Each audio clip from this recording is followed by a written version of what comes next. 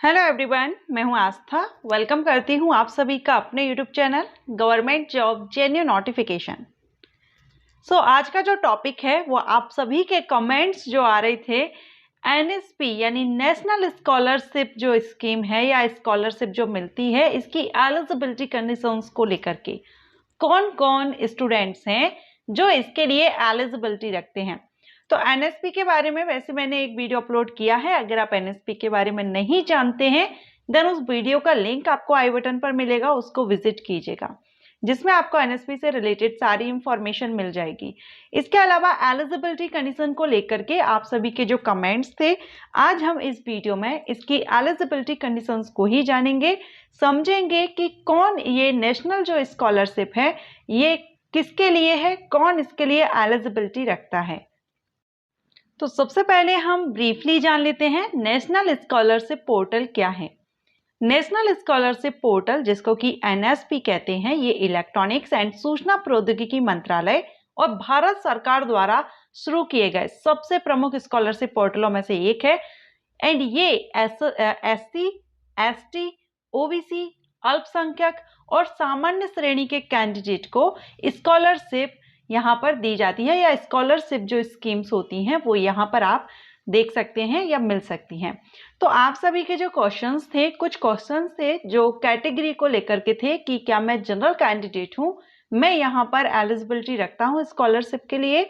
तो देखिए, अभी मैंने आपको बताया आप किसी भी वर्ग से हो, आप किसी भी कैटेगरी से बिलोंग करते हो, SC, ST, OBC, general, PWD, किसी भी कैंडिडेट किसी भी कैटेगरी से हो, आप यहाँ पर एलिजिबिलिटी रखते हैं, आप नेशनल स्कॉलरशिप ले सकते हैं। लेकिन इसकी कुछ कंडीशंस हैं, अगर आप उनको फॉलो करते हैं, उनको फुलफिल करते हैं, तभी आप यहाँ पर नेशनल स्कॉलरशिप ले सकते हैं।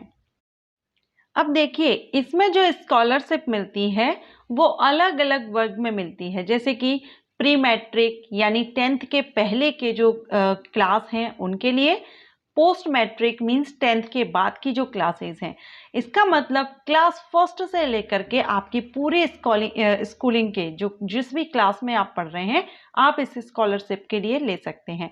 लेकिन इसके लिए आपका जिस क्लास में आप हैं उसमें रेगुलर आपकी पढ़ाई यानी रेगुलर स्टूडेंट आप होना चाहिए। ठीक है, प्री मैट्रिक कर रहे हैं या पोस्ट मैट्रिक। एंड इसमें जब भी इसका जो स्कॉलरशिप आती है, जब आप इसमें फॉर्म फिल करते हैं तो ये अलग अलग आती है। जैसे कि पीडब्ल्यूडी कैंडिडेट के लिए अलग एप्लीकेशन स्टार्ट होते हैं, लिंक एक्टिव होता है, माइनॉरिटी के लिए अलग होता है एंड अदर के लिए, तो ये अलग अलग ओपन होता है। लेकिन एलिजिबिलिटी सभी रखते हैं कुछ कंडीशंस के साथ में।